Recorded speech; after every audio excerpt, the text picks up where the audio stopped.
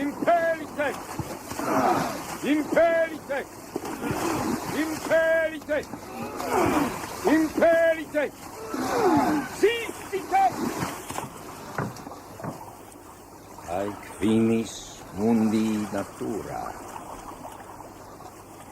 Egredimur festinamus ad castra per terram delemus et effugimus.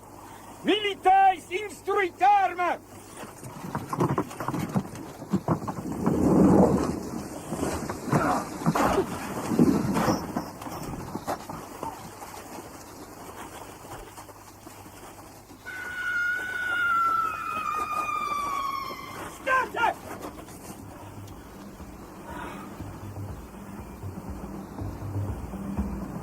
And this also has been one of the dark places of the earth.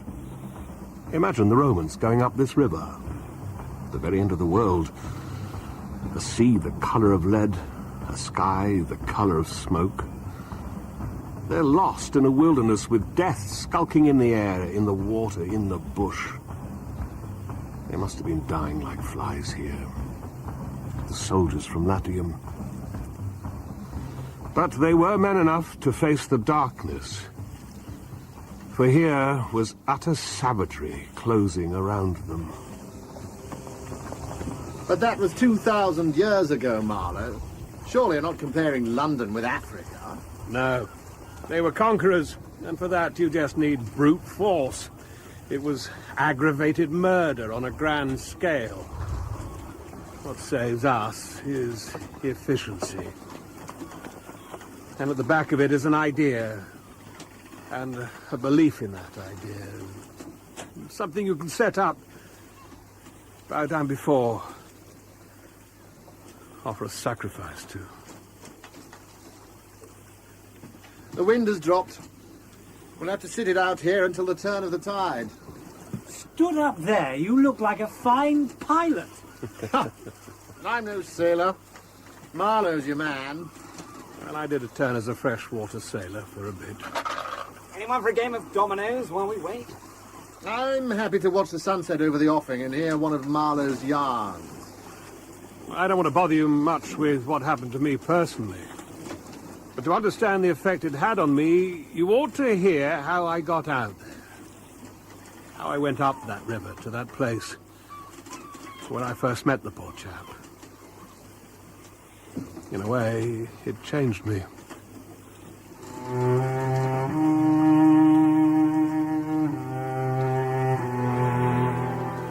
I had just returned here after a regular dose of the East. I had had my fill of the Indian Ocean and the China Seas, and although it was fine loafing about with you gentlemen, I began to hanker for a ship. I wanted command of another boat, some steam tramp in a distant port. Now, when I was a boy, I had a passion for maps. At that time, there were many blank spaces on the Earth, and when I saw one, I would put my finger on it and say, when I grow up, I will go there. Some of them I have now been to, but there was one yet, the biggest, the most blank, so to speak, that I still had a hankering for. True, it was no longer a blank space.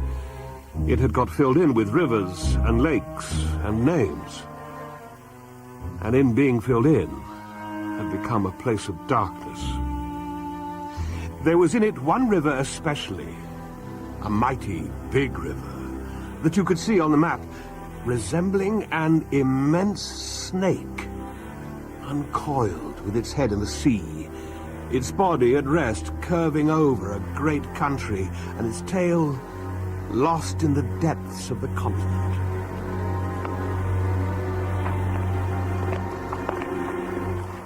Walking along Fleet Street one morning, I saw a map of the river hanging in the window of a shop. Then I remembered that there was a big concern, a company for trade on the river based on the continent. Dash it all, I thought to myself. But they can't trade without using some kind of craft on that river. Why shouldn't I get charge of one of their steamboats? As I walked up to St. Paul's, I couldn't shake off the idea. The snake had charmed me. Dear Charles, it'll be delightful. Of course I'll help you, and I'm ready to do anything for you. As it happens, I do know the wife of a very high personage in the company, who is a man who has a lot... I got my appointment with the company, and I got it very quick. They had received news that a captain of one of their riverboats had been killed in a scuffle with natives. This was my chance. It made me more anxious than ever to go. His death was the reason I found myself on my way to an appointment in a continental city that always makes me think of a whited sepulchre. I had no problem finding the company's offices. It was the biggest thing in town, and everybody I met was full of it. They were going to run an overseas empire and make no end of coin by trade. I entered the quiet edifice, and by turns found myself with a white-haired secretary ushering me into the sanctuary of the great man himself. Ah, Mr. Marlow. Thank you. You are bound for Africa, I understand. That is my wish, sir. We looked in silence at the map on his wall. Africa. There, dead in the center, was the river. Fascinating. Deadly. Like a snake. You must see our doctor. Well, I hope your French is up to the job. Bon voyage. And with that, I was escorted out of the room by the white-haired secretary. He told me in hushed tones that I was not only an employee of the company, but an emissary. A twopenny-halfpenny steamboat captain, some kind of lower-echelon apostle sent out there to convert the starving millions. I felt like an imposter. But it also felt ominous. Like I had been let into some dreadful conspiracy. The doctor's examination didn't dispel my forebodings. Good. Your pulse is good for there and there. Africa is like a magnet. Good. Good. Have you been there for the company? Good. No. I am not such a fool as I look, quoth Plato to his disciples. Now, Mr. Marlow, can I crave an indulgence? Oh, possibly. I would very much appreciate being allowed to measure your skull. Whatever you see fit, Doctor. 25 centimeters. Good. 16. Very good. I always ask leave, in the interests of science, to measure the crania of those going out there. And when they come back? Oh, I never see them. 12. That is extraordinary. Moreover, the changes take place on the inside, you know. 18. Fascinating. Mr. Marlow, has there ever been any madness in your family? Is that in the interest of science, too? It would be interesting to watch the mental changes of individuals on the spot out there. Are you a quack, sir? No, sir. But my position here and my researches are my little share in the advantages my country shall reap from the possession of such a magnificent dependency. The mere wealth I leave to others.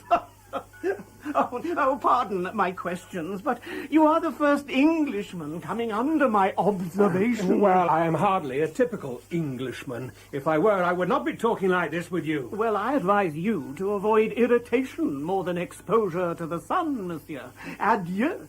How do you English say, eh? Goodbye. The odd thing is that I, who used to clear out for any part of the world at 24 hours' notice with less thought than most men give to crossing a street, had a moment of hesitation.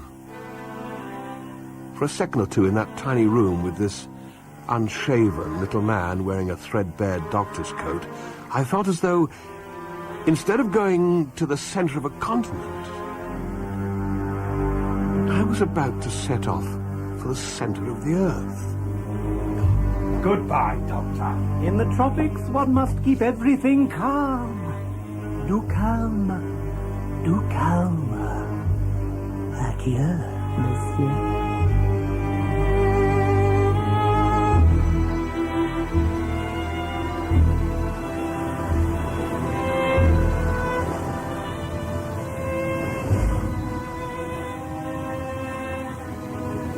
Watching the coast of Africa slip by.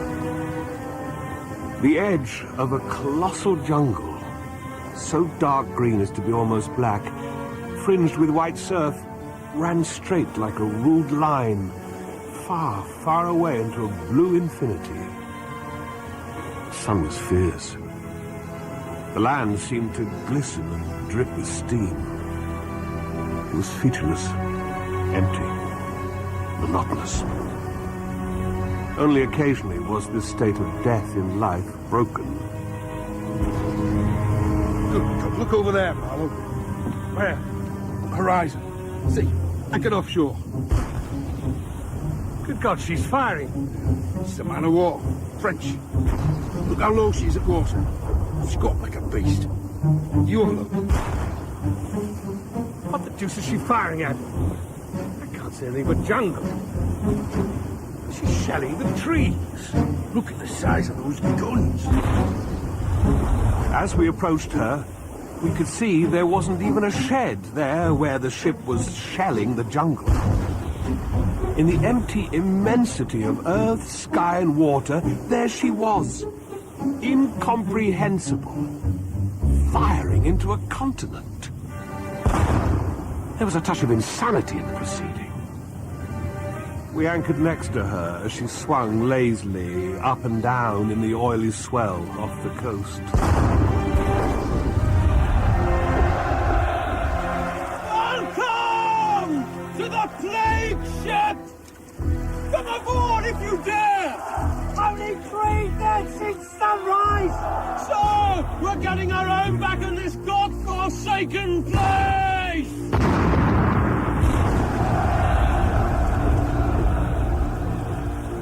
Having delivered letters to the man of war, we carried on. No one seemed perturbed by that vessel of madness. For another month, we traveled south, called at places with farcical names, where the merry dance of death and trade went on, day by day, in a heat like an oven.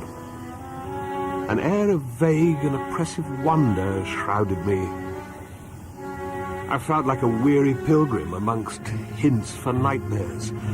And then we cast anchor off the mouth of the river itself. And I transferred to a little seagoing steamer that took me to the company's downriver station. Ah, Europe, eh? Yes. I wonder what our lords and masters back there would make of this place. All it is to them is a money pit. Best left unvisited is my guess. Get out of the way, man, you scabby fool! Yeah! Shooting's too good for these natives. And what would happen to those who pay us if they dared to venture up country? I think I'm about to find out. My advice is to take care. About a month ago, I took a man like you upriver. Swedish. Hanged himself on a tree stump after a week here. Hanged himself? Why, in God's name? Oh, who knows? Maybe the sun was too much for him. Or the country, perhaps. Lasted a week. You stick to the river, man. The river will see you home. See there? The captain pointed to a collection of huts in a bay below a rocky cliff. There were mounds of turned-up earth. Houses clustered untidily on a hill amidst a wasteland of excavations. A mass of people, mostly black and naked, moved around in this scene of devastation like ants. There's the company station. I'll have your things sent up. The 4 trunks, did you say? 5 trunks. You know there are 5 trunks. Oh, stay calm, man. Stay calm. 5 trunks it is. Adieu. I disembarked and climbed up from the rusting jetty on a narrow track past a derelict boiler wallowing in the grass, past a railway truck lying there on its back with its wheels in the air, one missing. It looked as dead as the carcass of some animal. The heat and the sun were overpowering, so I stepped off the path into the shade afforded by a clump of trees on the edge of the jungle. A puff of smoke rose out of the cliff. No change appeared on the face of the rock. Like firing the naval guns into the jungle, it was the same ominous, futile voice. 6 half-naked black men went past me, erect and walking slowly up, balancing baskets full of earth on their heads. They were connected to each other by a heavy chain. They passed within 6 inches without a glance, with that complete, death-like indifference of the wretched. Wait! Semana! Hey! Do you wewe? Unafanya nini Nkweni? Adia kampuni? I work for the Kampuni. Nani kwa India? Sijawahi kukuona? I'm new here. I just arrived off the boat from Europe. I'd rather you didn't point that gun at me. Well, you cannot be too sure, Bwana. No one can be too sure here. Undokini. Nini mbwa. Wanyana! I have witnessed before the devil of violence and the devil of greed and the devil of hot desire, but by all the stars they were strong, lusty, red-eyed devils that swayed and drove men. But as I stood on this hillside, I was becoming acquainted with the flabby, pretending, weak-eyed devil of a rapacious and pitiless folly. For a moment I stood appalled in the inferno of this grove. I became aware of the noise of a huge waterfall cutting through the mournful stillness in the shade. Not a breath stirred. Not a leaf moved in the heat. And yet the noise of water falling came as a mysterious sound, as though the tearing pace of the launched earth had suddenly become audible. Someone beside me moved. Get off me! Get off me! Right by my hand, I saw a face, the sunken eyes looking at me, enormous and vacant. A kind of blind white flicker in the depths of the orbs, which died out suddenly. This is a biscuit, ship's biscuit. That's all I have.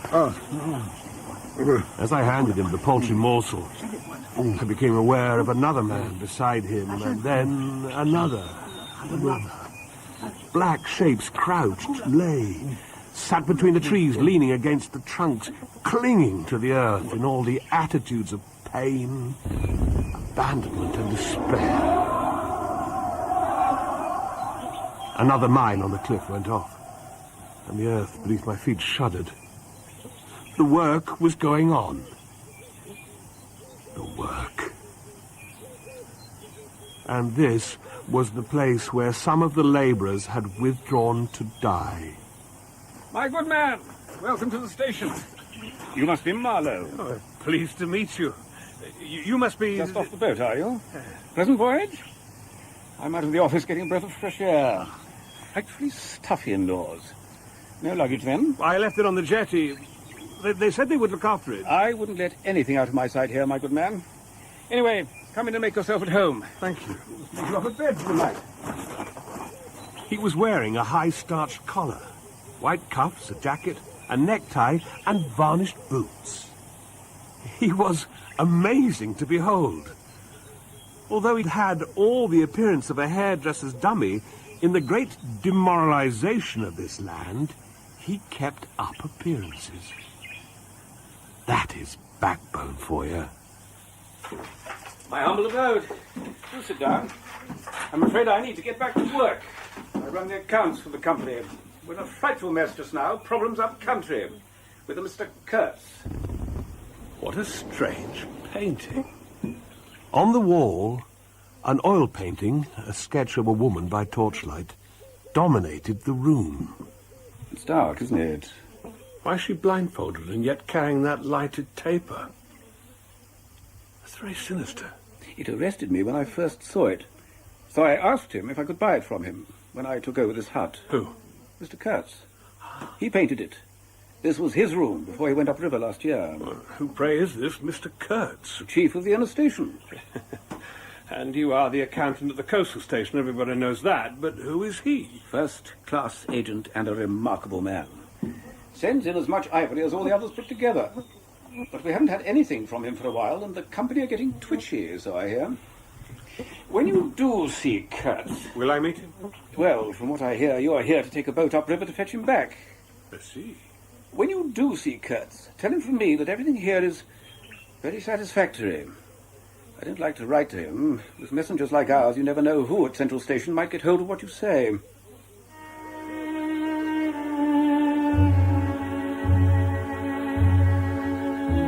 I left that infernal station the next morning in a caravan of 60 men on a 200-mile tramp to the company's main African station. And then we were over the brow of the hill and into another land. We followed a network of paths spreading over the empty grassland, ablaze with the heat. Nobody. Not a hut. The population had cleared out a long time ago. Day after day we marched, with a stamp and shuffle of 60 pairs of feet behind me. Camp, cook, sleep, strike camp, march. Now and then we passed a carrier who had died in harness, lying by the path in the oppressive silence. One night, I heard the tremor of far-off drums, sinking, swelling, vast and faint. After 15 days, we hobbled into the company's central station. The place was on a backwater of the great river, surrounded by scrub and forest, with a pretty border of smelly mud on one side and a crazy fence of rushes on the other three. A first glance at the place was enough to let you see the flabby devil was running that show too. An excitable man with huge black moustaches took me to see the manager. It's all right. We'll get it right in no time. It went down the day before yesterday, but everyone has behaved splendidly, splendidly. The manager watched it happen, and he said we would get her back in no time. Yeah, all is above board and quite correct. He said it was not badly damaged, and he would soon get it away and upstream. But he said you should see him as soon as you arrived. Sunk. Sunk. We had to get moving upstream. The situation up there is very grave, and I couldn't wait for you any longer. Just had to start without you. We have to relieve the upriver stations. I don't know what on earth is happening up there. People are dying, you understand, being killed. But what happened? The steamer sunk 2 days ago. I was on board, you know. Howe volunteered to skipper her, and he ripped out the bottom, not 3 hours above here. How? You had better find her and get it repaired. Howe is a fool. He gets sick. No one out here should get sick. My first interview with the manager was curious. I'd just done a 20-mile walk in the heat, and he didn't even ask me to sit down. He was commonplace in complexion, feature and manners. He was obeyed, but inspired neither love nor respect. He had no genius for organizing or initiative or order even. He'd worked here for the company for years, and I learned that he got the job of manager because he was never ill. And because he gave nothing away. Because there was nothing inside him. Nothing to give away. We are hearing that upriver things are not as they should be. We're getting reports that our chief agent up there, Mr Kurtz, is ill. Mr Kurtz? You've had tell of him? From the accountant in the coastal station. Ah. So they talk of him down there. He is our best agent, an exceptional man. The company cannot do without him. It's a grave situation. God knows what is going on up there. And you want me upriver in a wrecked steamer as soon as it's possible? Ivory. We need ivory. How long will it take you to get to Kurtz? How should I know? Some fool has wrecked my boat. Well, how long? Well, I haven't seen the wreck yet. Months. Months? We need the ivory, Marlow. Without ivory, we are sunk. You've taken forever to get here, and now you're telling me it'll take months? Confound it, man! If you're lucky, from 3 months. And I flung out of his clay hut in a fury. I went to work on salvaging the wreck the next day, turning my back on the station. It was the only way to stay sane. In the tropics, one must keep everything calm. Adieu, monsieur. The boat had a 3-foot gash in her, and we needed to fit a plate across the hole. She rang under my feet like an empty Huntley and Palmer biscuit tin being kicked along a gutter. For weeks and weeks I waited for rivets until the very mention of the word made my blood boil. Nothing happened in that god-awful station, and no one ever seemed to do a day's work. What did it all mean? This station? What were they waiting for? Those confounded agents strolling about like a lot of faithless pilgrims bewitched inside a rotting fence, talking of ivory. The word rang in the air, was whispered, was sighed. You would think they were praying to it. All they wanted was to get appointed to a trading post where ivory was to be had so that they could earn percentages. They intrigued and slandered and hated each other only on that account. But as to lifting a finger, oh no. And outside, the silent wilderness surrounding this cleared speck on the earth struck me as something great and invincible, like evil or truth, waiting patiently for the passing away of this fantastic invasion. And when the wretched rivets arrived from the grove of death by sea, I would get her afloat and up the river and out of here. But instead of rivets, there came a devoted band on donkeys, calling itself the El Dorado Exploring Expedition. They were sworn to secrecy, but seemed to me to be no more than a band of greedy buccaneers. I got the sense that their aim in life was to tear treasure out of the bowels of the earth. Who was paying them, I don't know. But the obese uncle of our manager was their leader. A man who resembled a butcher in a poor neighborhood. I am as harmless as a little child, but I don't like to be dictated to. Am I the manager, or am I not? They ordered me to send him there. I did. And now, look how they're blaming me. It's incredible. Aye, I know. And he asked the company to be posted up here. So as he could show off to everybody as to how it could be done, is what I've heard. He's got too much influence back home. He led me by the nose. Ah, never mind. The climate up here will do your work for you. Is he alone up there? Yes. He sent his assistant downriver with a note saying, clear this poor devil out of the country and don't bother sending me more of that sort. It was a year ago. Oh, what impudence. Doesn't he know who I am? Anything since then? Ivory. Yeah? Lots of it, the best. He sends the best ivory. Well, he's a brilliant trader. How does he get the stuff down here? Fleets of canoes with some scoundrel English half-caste clerk of his in charge. We heard that he had intended to come down himself.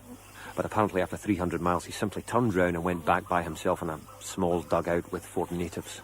He's mad. Yes, I fear so. I was overhearing this obviously private conversation as I lay on my boat deck in the midday heat. They certainly didn't realize that I was eavesdropping. What struck me was that for the first time I got a picture of the man they were describing. It had to be Kurtz they were talking about in such hushed tones.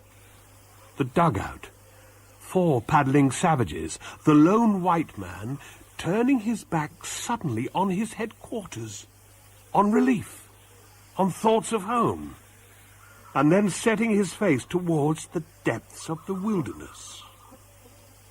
The scoundrel half-caste told us that he was very ill, and that he had recovered imperfectly, whatever that means. I sent him packing. Anyway, since then we've heard nothing but rumours. Strange rumours. What's happened to trade? Who knows? Some pestilential trader there has been snapping up ivory from the natives. Get him hanged. Aye. Why not? Dutch or Russian, I hear. Scoundrel. Anything goes in this god-forsaken country. It's not so much the trade. The danger is in Europe. Our masters. That's why I want to go up country with this Marlow chap.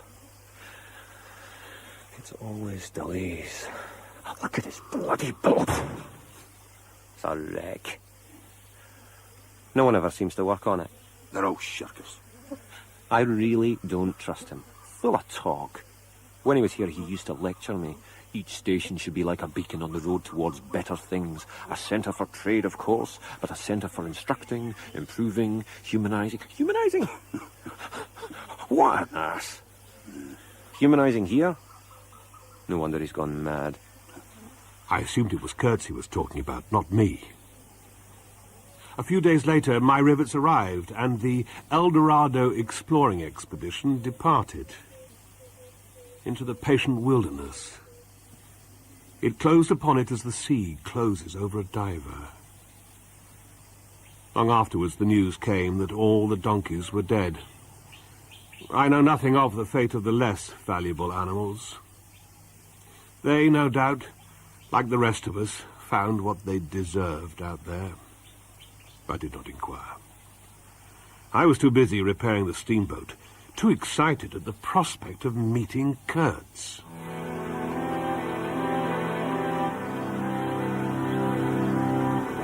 Going up that river was like travelling back to the earliest beginnings of the world, when vegetation rioted on the earth, and the big trees were kings. An empty stream, great silence, an impenetrable forest. The air was warm, thick, heavy, sluggish, and there was no joy in the brilliance of the sunshine. On silvery sandbanks, hippos and alligators sunned themselves side by side. The long stretches of the waterway ran on, deserted into the gloom of overshadowed distances. You lost your way on that river as you would in a desert, and butted all day long against shoals, trying to find the channel, until you felt yourself bewitched and cut off forever from everything you had known once, somewhere far away, in another existence, perhaps. I don't pretend to say that the steamboat floated all the time. More than once, she had to wade for a bit, with 20 cannibals splashing around and pushing. They were our crew. Fine fellows, cannibals, in their place. And after all, they didn't eat one another to my face. They'd brought along a provision of hippo meat, which quickly went rotten. Oh, I can smell it now. I had the manager on board and 3 of his pilgrims. Sometimes we came upon a station close by the bank. Settlements clinging to the skirts of the unknown. And the white men who would rush out of their tumble-down hovels with great gestures of joy and surprise and welcome. They had the appearance of men being held there by a captive spell. The word ivory would ring in the air for a while. And then on we went again into the silence, along empty reaches, round the still bends, past millions and millions of trees, massive, running up high, and at their foot, hugging the bank against the stream, crept the little begrimed steamboat, like a sluggish beetle crawling on the floor of a lofty portico. Made you feel very small. And so we penetrated deeper and deeper into the heart of darkness.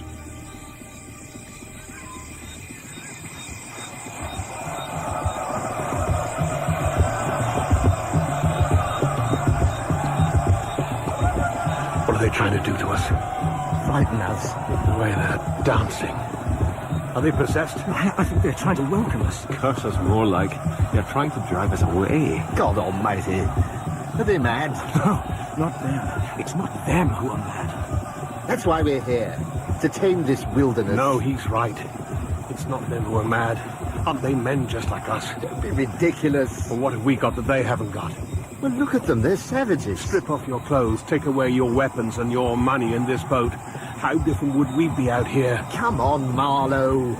Do they believe in God and freedom and justice? We've got principles. Principles. Out here, I don't see any principles. I see a gun, maybe. Emissary! Listen, you fool!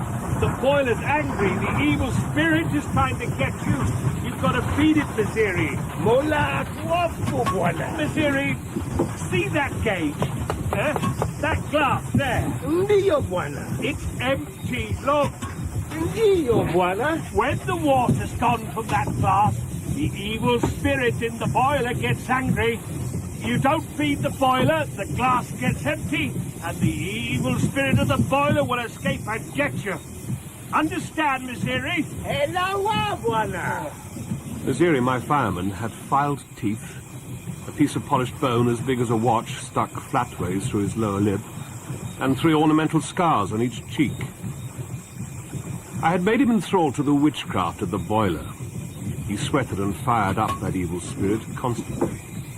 He watched the glass fearfully, and all the while the wooded banks slipped past us as we crept on through the interminable miles of silence towards Mr. Kurtz.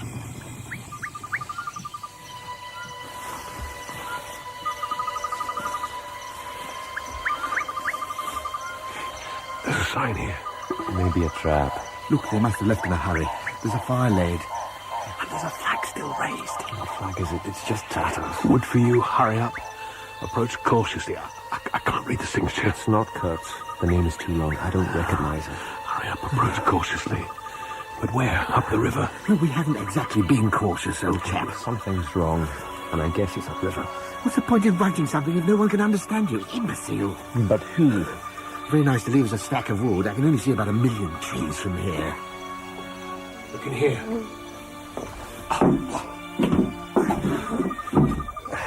They haven't been long gone, is my guess. Yeah, but it doesn't look like they left in a hurry. Whatever was here has been dismantled, taken away. Apart from a table and an old book. An inquiry into some points of seamanship. What have you touched? Who would need that 600 miles upriver? The ones he left behind. That's what I read. Soft that paper is. And he's taken care to look after it. See, the binding's been restitched. The break and strain of the ship's chain can be calculated with reference to the pull of the tide. The charts are way out of date. That must have kept him entertained of a dark evening. Come on, Marlow, let's get out of here. It's creepy. Boring the book may have been, but in that instant I was back at sea. It made me forget the jungle and the pilgrims and this fetid hut, like waking up from a dream. There was a delicious sensation of having come across something unmistakably real. There's notes scrawled all over it. Good God, they're in cipher. Why lug a book like this into here of all places and make notes in cipher? Marlow, let's get out of here. Let's move, Marlow! Because night was falling, caution was the word, and I brought up the boat in the middle of the stream. The reach was narrow and straight with high sides, like a railway cutting. The dusk came gliding into it long before the sun had set. The current ran smooth and swift, but a dumb immobility sat on the banks.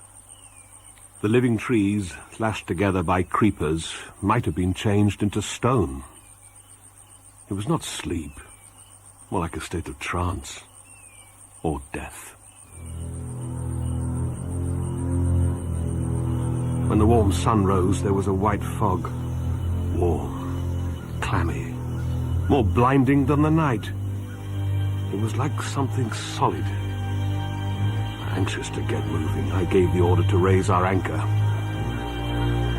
Heave!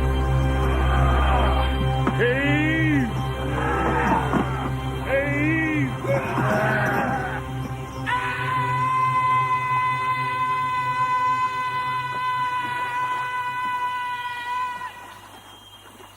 God help us. We will all be butchered in this fog. Nungo tusaidia. Inatoka wapi? Hold the chain in short. We need to be ready to move at once, if needs be. I looked out into the fog. How long would it last? Getting to this Kurtz, grubbing for ivory in the wretched bush, was beset by as many dangers as though he'd been an enchanted princess sleeping in a fabulous castle. Will they attack? I don't think so. The fog is as dangerous to them as it is to us. But it wasn't the fog that made me think that they wouldn't attack. It was that cry. Unexpected, wild, violent it may have been, but to my ears I had heard sorrow. The glimpse of the steamboat had for some reason filled those savages with unrestrained grief. At noon, the fog lifted. Then we were not safe. We got moving at once, continuing slowly upstream against the sluggish river. It was a mile below Kurtz station. We floundered round a bend, and there the river divided. I decided on the left channel. I knew in my bones this was the right way, but as we progressed, the banks got steeper and the river narrower. I regretted my choice. Keep sounding the water. Mighty shallow. The sonar, steer her gently. We hit that bank and we're a goner. I'm going forward to supervise the sounding. Yes, Buana. And Sona had been my poor predecessor's helmsman. He was very tall, sported huge brass earrings, and wore an enormous blue wrap. He thought the world of himself, and would steer with no end of swagger when I stood by him. But the moment he lost sight of you, he became prey to abject funk. Now keep that pole upright, don't let it lift. We have to get through this snag. What in God's name are you doing, man? Sorry. We can't tell how shallow it is if you...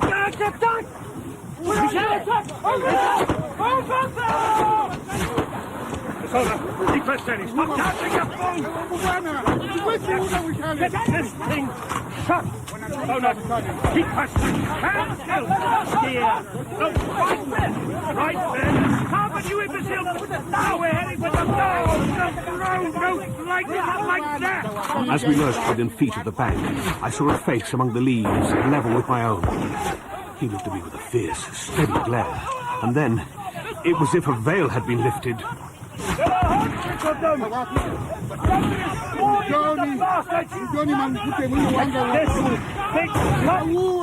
Keep quiet, Sonia, we'll get hit now. Soda, steer. Keep that shutter closed and... Are you mad? Put that rifle down and steer. Out of the way, you imbecile. Bloody well steer. No. You're steering right into the... I gotta get into deep water or we're done for. Oh, shut up, man! The rifle went overboard, and the man stepped back swiftly, looked at me over his shoulder in an extraordinary, profound, familiar way, and fell at my feet. The side of his head hit the wheel twice, and the end of what appeared to be a long cane clattered onto the deck. It looked as though, after wrenching that thing from someone on the bank, he had lost his balance in the effort. I concentrated on steering us out of the shallow. In another 100 yards, we would be free to sheer off from the riverbank, but my feet were so very wet and warm that I had to look down. He had rolled on his back and was staring straight up at me. Both his hands clutched that cane. It was the shaft of a spear that had caught him in the side just below the ribs. My shoes were full. A pool of blood lay still, gleaming dark red under the wheel. His eyes shone with an amazing luster. He looked at me anxiously, gripping the spear like something precious, with an air of being afraid I would try to take it away from him. I had to make an effort to free my eyes from his gaze and attend to the steering.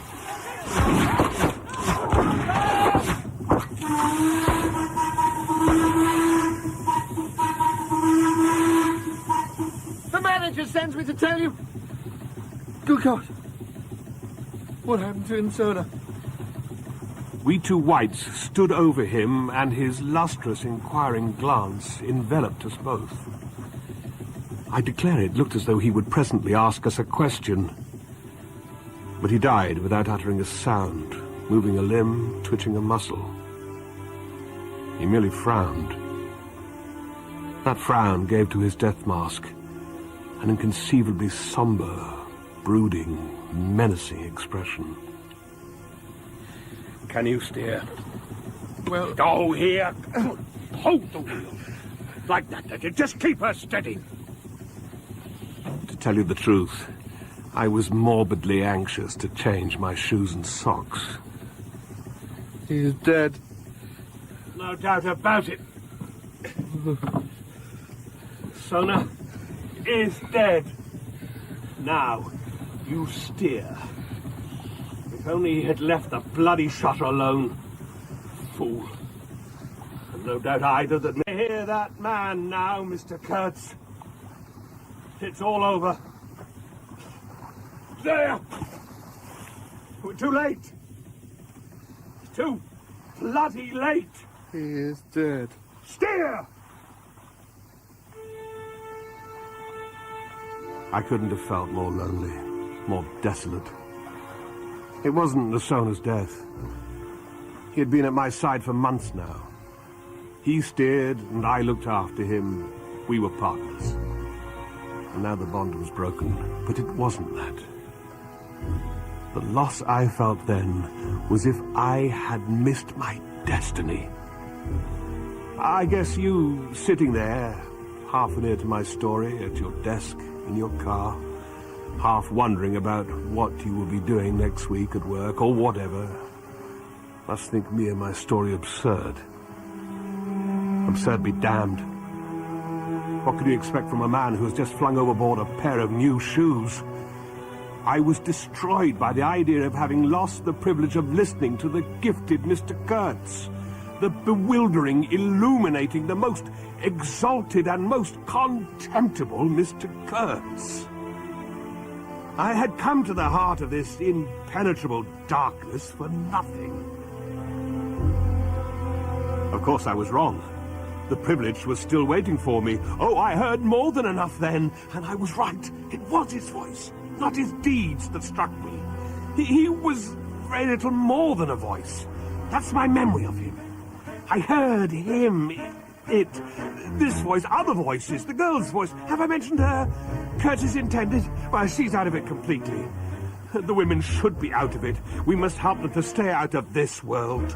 All of them, all of this, is so little more than voices. It's jabbering voices. Silly, atrocious, sordid, savage, mean, without any kind of sense. Mr. Marlow. Mr. Kurtz. Welcome to my station. My ivory. My river. My ivory. My river. Of course, I hadn't got there yet. But I already knew that everything belonged to him. It made me hold my breath in expectation of hearing this wilderness burst into some prodigious peal of laughter that would shake the stars. Everything belonged to him. So what? The thing was to know what he belonged to. How many powers of darkness claimed him for their own? He had taken a high seat among the devils of the land. I mean that literally. How can you understand? Sitting at home, good neighbours on either side, solid pavement under your feet, shops and a policeman, and a tax bill due in the end of January. How can you imagine where this solitude can take you? This was a place of silence. Utter silence. There was no neighbour to warn you, no policeman to stop you, no public opinion. Honestly, all that makes a huge difference.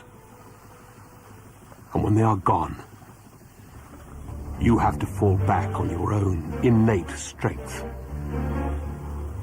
Some, the fools, Shall I keep a fuller head, Marlow? are too dull to even know that they are being assaulted by the powers of darkness, and some, maybe you are one, are so thunderingly exalted to be deaf and blind to anything but heavenly sights and sounds. But most of us are neither one nor the other, and must put up with this earth, breathe dead hippos, so to speak, and not be contaminated. That's where you need your strength. And it's difficult enough. Let me tell you about him. Kurtz's mother was half English, his father half French. All Europe contributed to the making of Mr. Kurtz. By and by I learned that the International Society for the Suppression of Savage Customs, King Leopold of the Belgians no less is their president, he entrusted him with the report for their future guidance. 17 pages of close writing. We whites, you see, must necessarily appear to the savages as supernatural beings.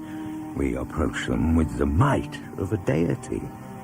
By the simple exercise of our will, we can exert a power for good that is practically unbounded.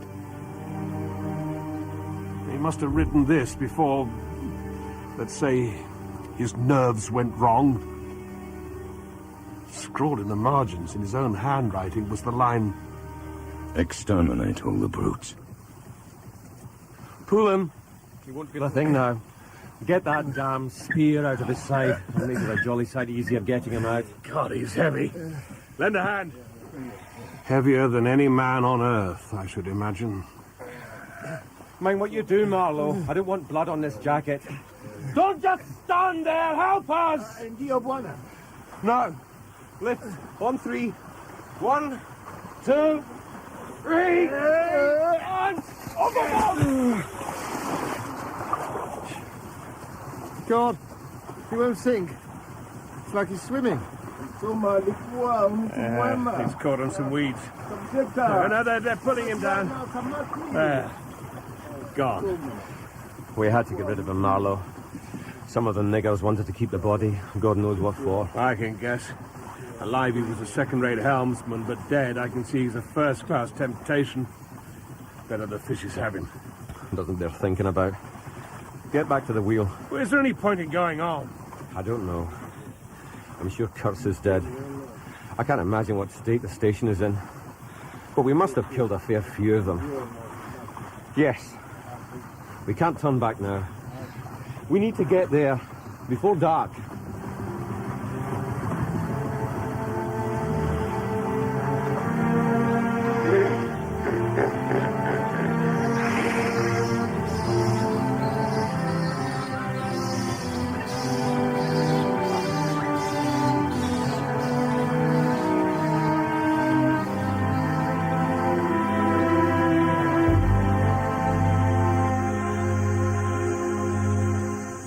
There she is!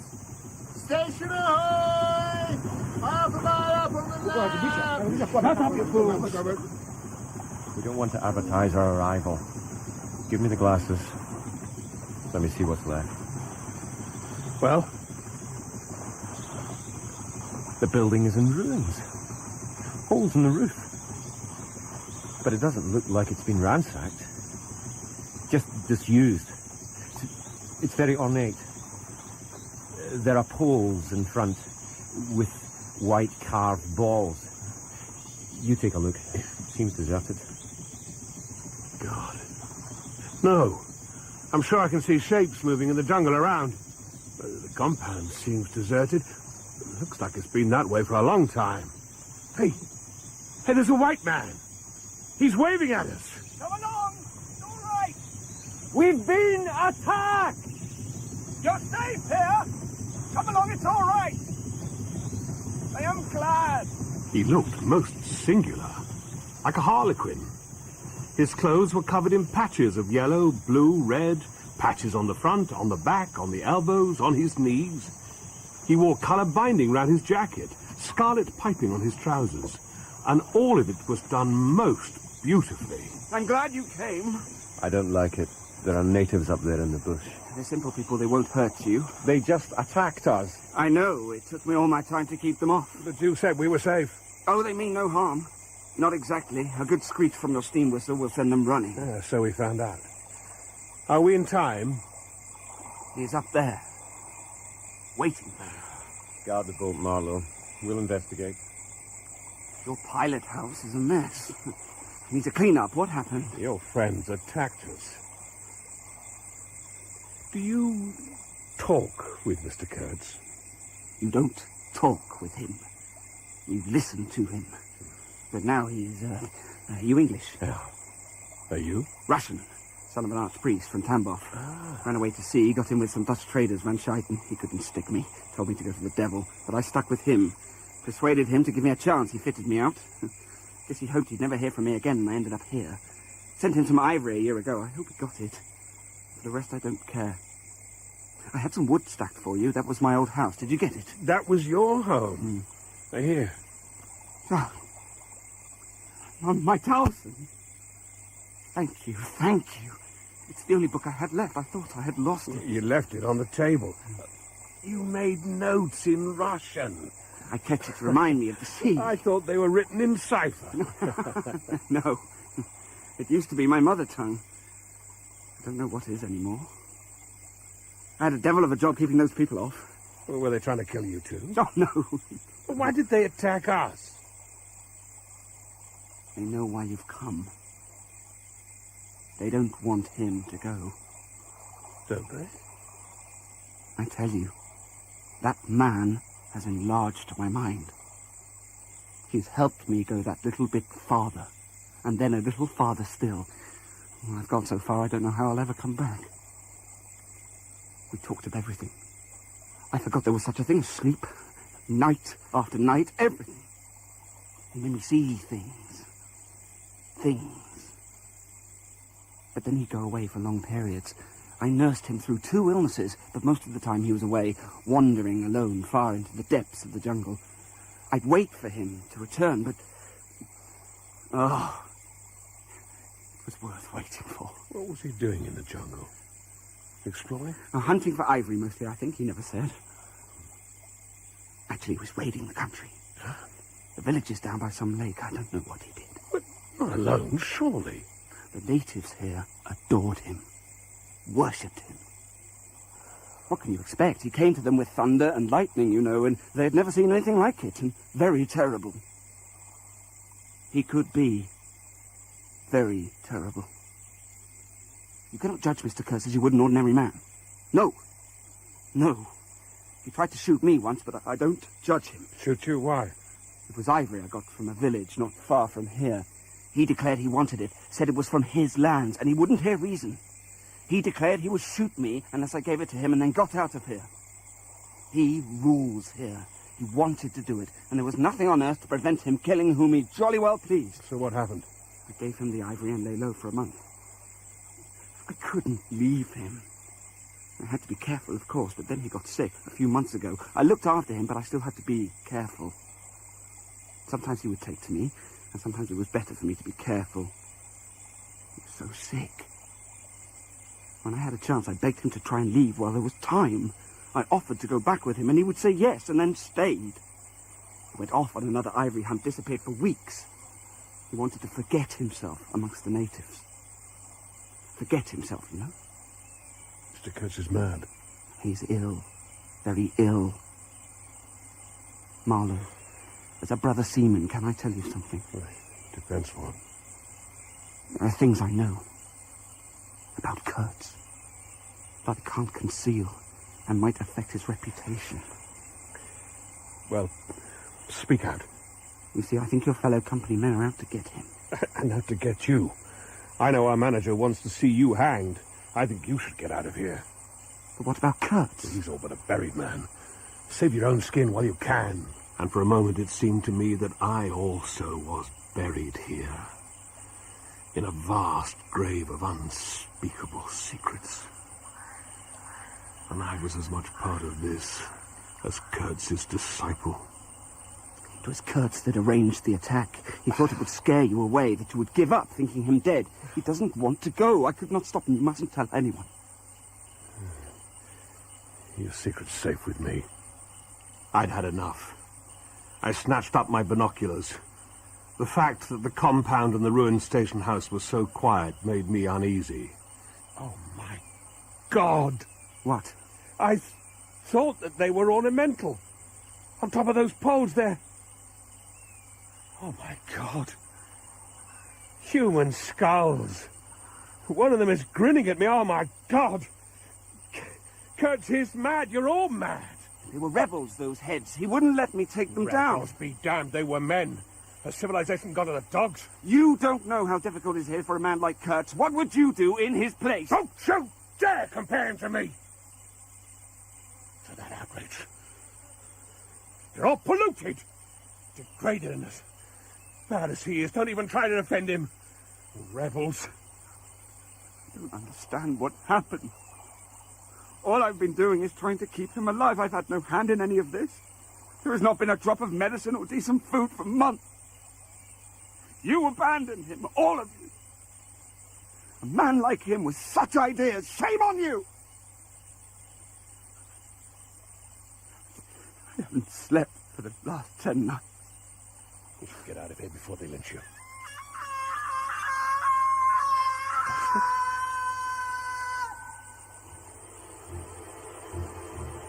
They're coming.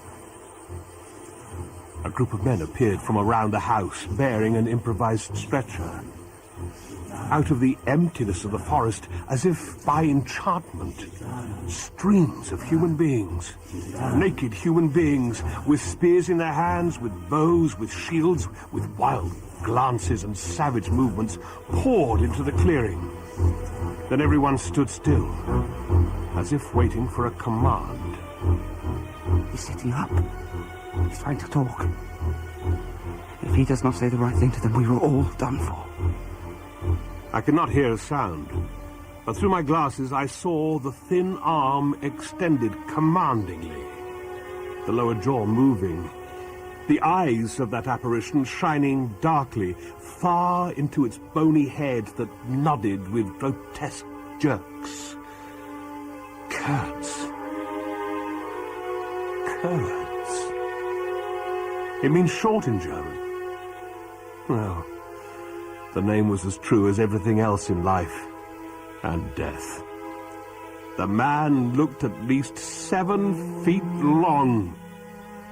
His covering had fallen off, and as his body emerged from it, pitiful and appalling as from a winding sheet, I could see the cage of his ribs all astir, the bones of his arms waving. It was as though an animated image of death, carved out of ivory, was haranguing a motionless crowd of men made of dark and glittering bronze. I saw him open his mouth wide, as though he had wanted to swallow all the air, all the earth, all the men before him. Coming to greet me on my return, coming to the railway stations, and they will be as much my subject as you. You're coming this way. No. Now the natives are leaving. He's told them not to harm us. They're obeying him. I told you what an amazing man he is.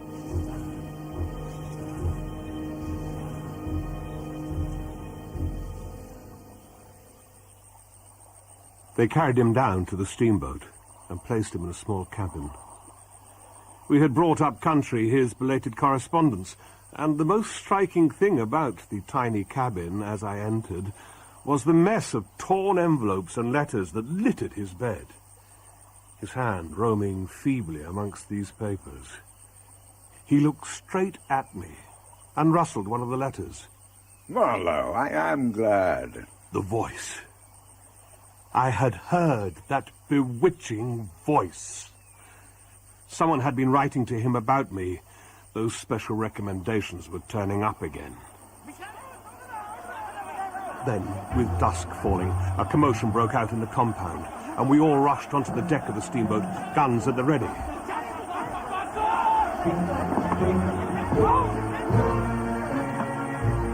The woman walked along the shore with measured steps, draped in striped and fringed cloths, treading the earth proudly. She carried her head high. Her hair was done in the shape of a helmet.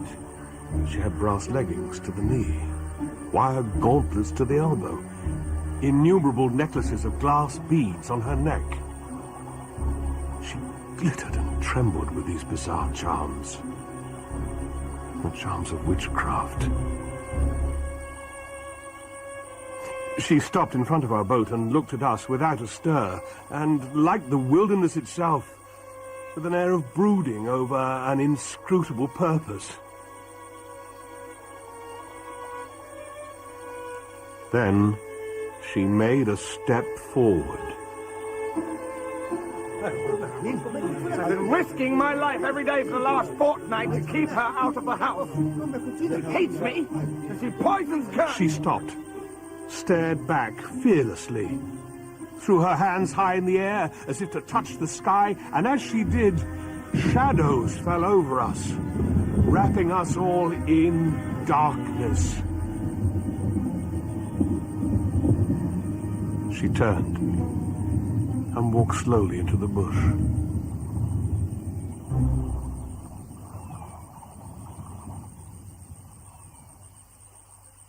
You must save me. Save the ivory, you mean to tell me. I've had to save you. You're interrupting my plans. Now, sick. I'm not so sick as you'd have me. Never mind. I'll carry my ideas out yet. I will return. I'll show you what can be done. You with your little peddling notions, you're interfering with me. I will return.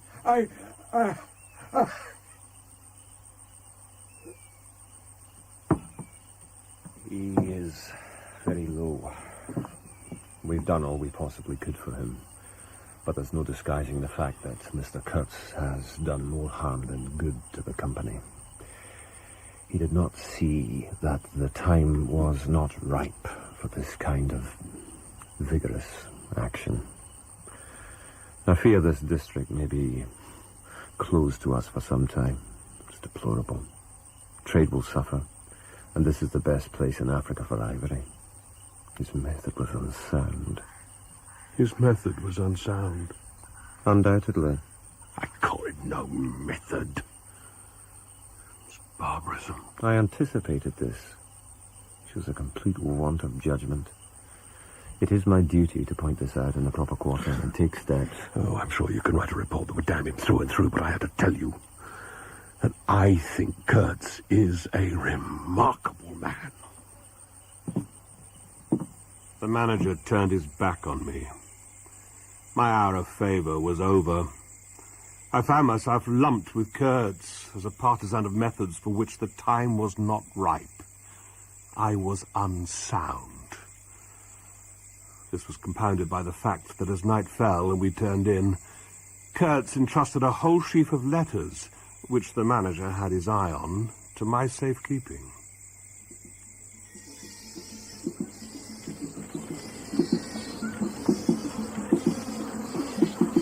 I was awoken at midnight. The Russian trader's warning had alerted me to the danger we were in. The sight, in the starred darkness, was infernal. On the hill, a big fire burned. Firebrands glowed in the dark jungle. It was narcotic and fearsome. I glanced casually into the cabin. Kurtz was gone. I couldn't believe my eyes. Why didn't I raise the alarm? I think I was unnerved by sheer blank fright. I don't know why, but I was anxious to deal with this shadow by myself, alone. To this day, I don't know why I was so jealous of sharing with anyone the peculiar blackness of that experience. I scouted my way along the riverbank and quickly found a trail. My heart beating like the beating of the drum. I kept to the trail. Not far ahead, I could see movement. As I came upon him, he stood up. He rose, unsteady, long, pale, indistinct, like a vapor exhaled by the earth. It was as if he were waiting for me. I don't know why, but as I confronted him, I felt acute danger. Go away, Marlow. Hide yourself. I glanced back. We were within 30 yards of the nearest fire. We both saw a black figure stand up, silhouetted by the glow, stride on long black legs and wave long black arms. There were horns on its head, antelope horns. Some sorcerer, some witch man, no doubt. It looked fiend-like. Kurtz must not be allowed to reach them. I jumped in. If you try to shout, I will smash your head in with my stick. Nobody tells Mr. Kurtz what to do. You can't play your games with me. Do you know what you're doing? Perfectly. You are coming with me. Kurtz, you stay here, you will be lost. Utterly lost. The words chimed with him. I had said the right thing. I had immense plans. I was on the threshold of great things. It's just this stupid scoundrel they've sent. Kurtz, your success is assured. The company see you as their best agent. In Europe, you are held in the highest esteem. But if you don't come with us, everything you have achieved will be lost. You will be lost. Utterly lost. To be honest, I didn't know what to do. What appeal could I make to a man in his exalted and incredible state of degradation? He had kicked himself loose of the earth. Confound the man. He had kicked the very earth to pieces. I talked with him all night long of everyday things. We used common everyday words, but what meaning did they have? It was like talking in a dream. We used the phrases spoken in nightmares.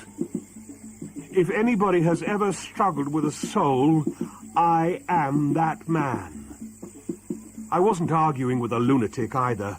Believe me or not, his intelligence was perfectly clear, concentrated with terrifying intensity upon himself. But his soul was mad. But I said the right things. He came with me back to the steamboat. He knew he was lost, and needed telling that by me.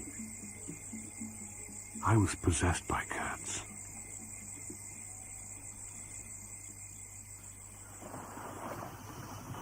Look at them. Kurtz's grand farewell. Why are they so quiet?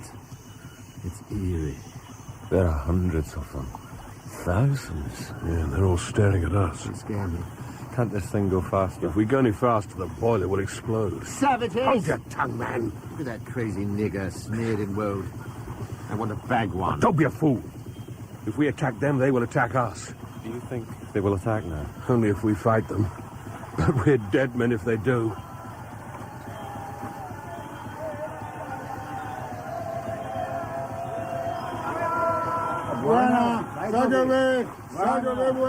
Good God! They're saying goodbye to him.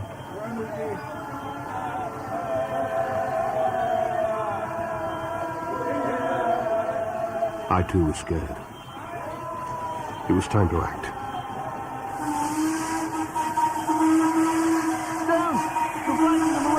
Exactly! They're sitting targets for you fools with guns, and I'm not going to let you have your fun. Let them run, so that they don't run at us.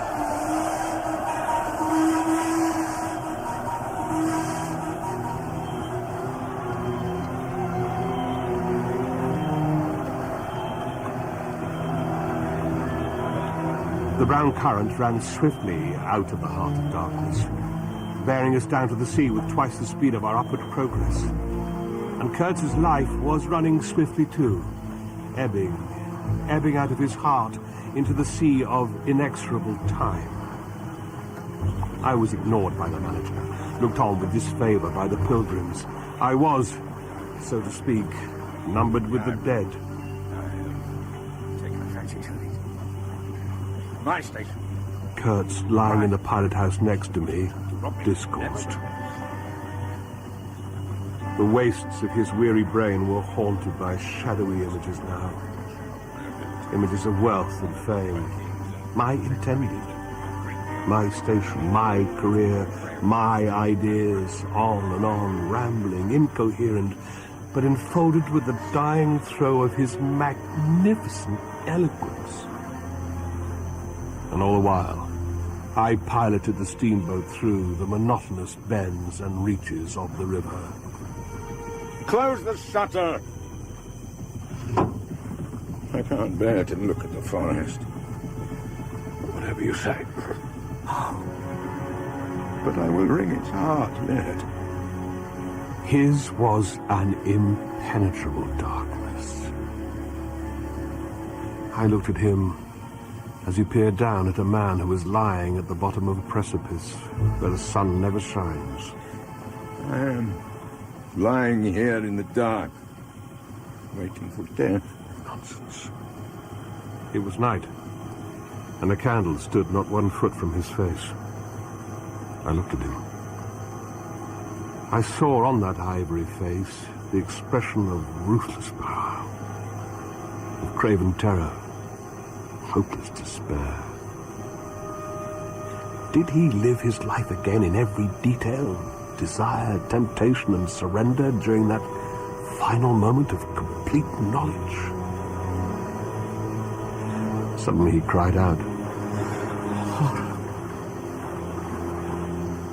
The horror. Horror. Horror.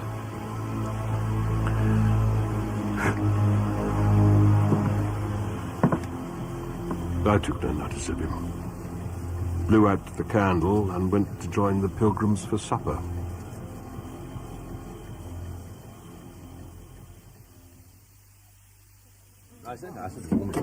Absolutely not the right way to go about things. The manager's boy put his insolent black head in the doorway. What is it, boy? I said, Mr. Kurtz. He dead. The voice was gone. They buried the body in a muddy hole, and then they nearly buried me. I still have that fever that took me over. However, as you can tell, I did not join Kurtz there and then. I did not. I remained to dream the nightmare out to the end. In my fevered state, I wrestled with death. My fever took me to within a hair's breadth of the grave, and I found with humiliation that I would have nothing to say. Kurtz had something to say. The horror. The horror. He had stared into the candle flame and saw only darkness. In that whisper was the appalling face of a glimpsed truth. It was an affirmation, a moral victory paid for by innumerable defeats, by abominable terrors, by abominable satisfactions. But it was a victory. That is why I remained loyal to Kurtz to the last. The horror. The horror.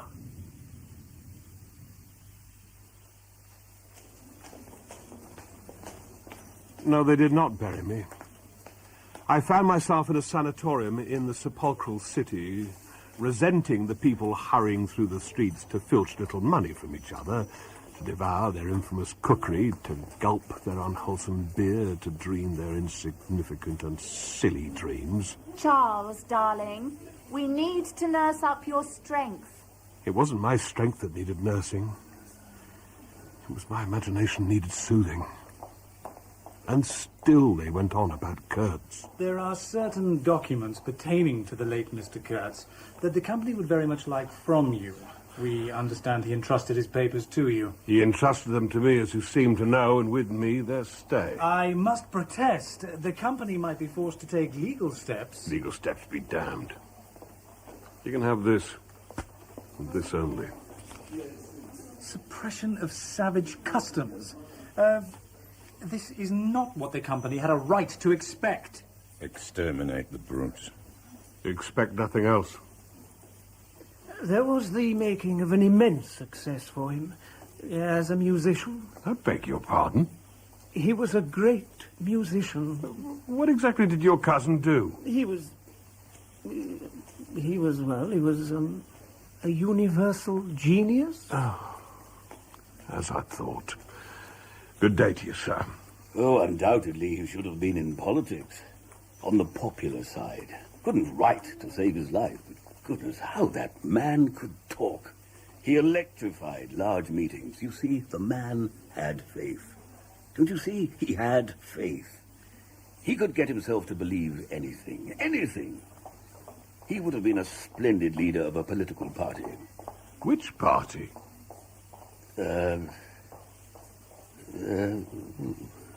Any party. I gave him the famous report for publication if he thought fit. Thus, when he departed with his plunder, I was left at last with just a slim packet of letters and a portrait of the girl, the intended. And now that I was getting better, I decided to return them myself. All that had been Kurtz had passed out of my hands.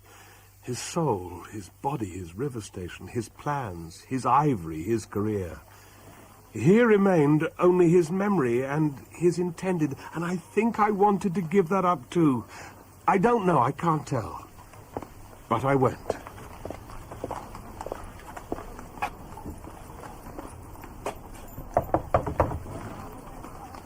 Marlow, you know that the ivory is mine. The company never paid me for it. I collected it myself at great personal risk. What do you think I ought to do, Marlow? Resist?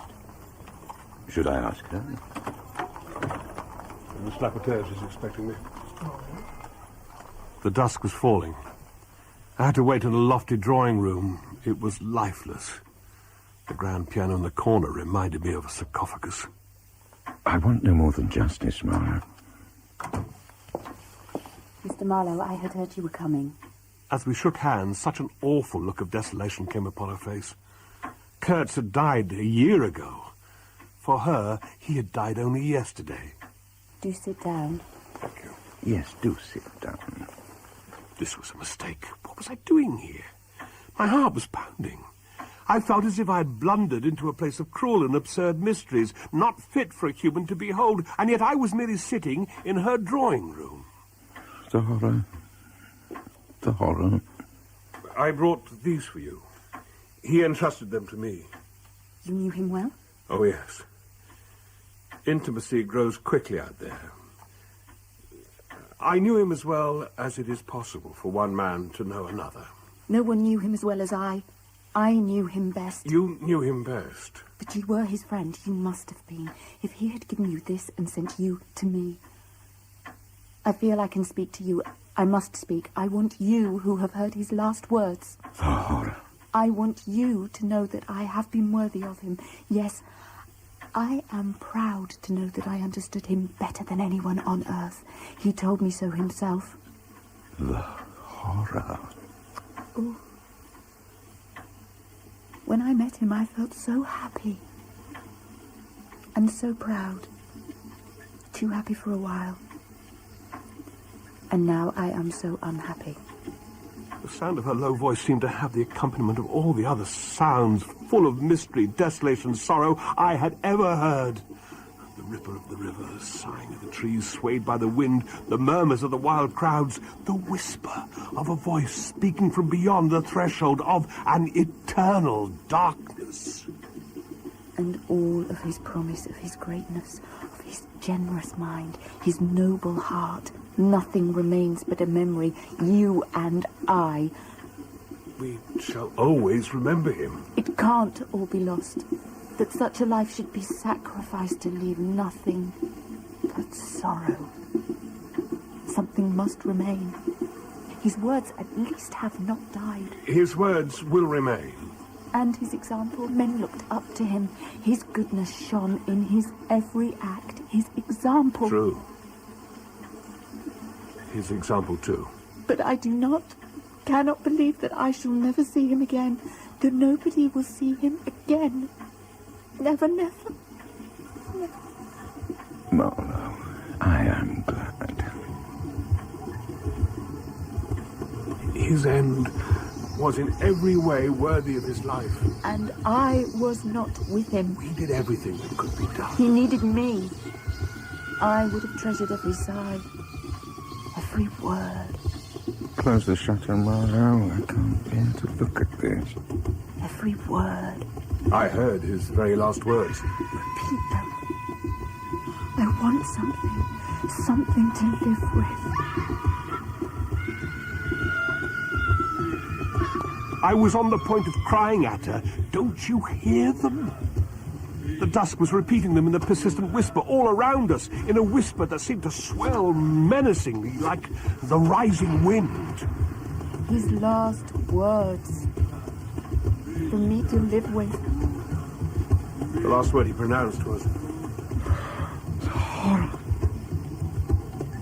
The horror. Your name.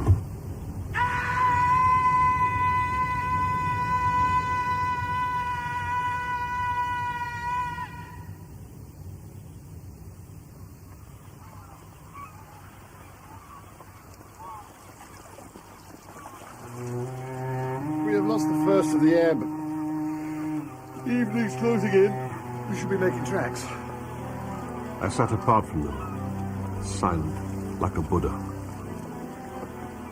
The offing was barred by a black bank of cloud, and the tranquil waterway leading to the uttermost ends of the earth flowed somber under an overcast sky, and seemed to lead into the heart of an immense darkness.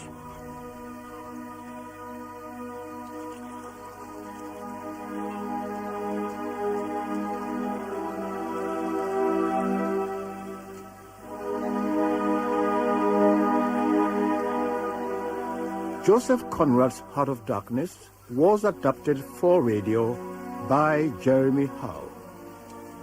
Marlow was played by David Calder, Mr Kurtz by Bill Wallis, the company doctor by John Webb, the steamboat captain by John Telfer, and the helmsman by Yemi Goodman Ajibade.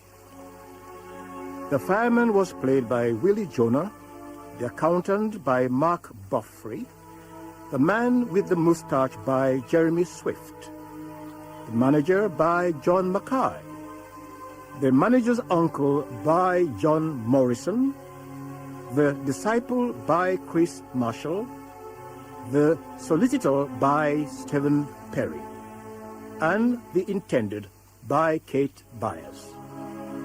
The music was composed by David Lord.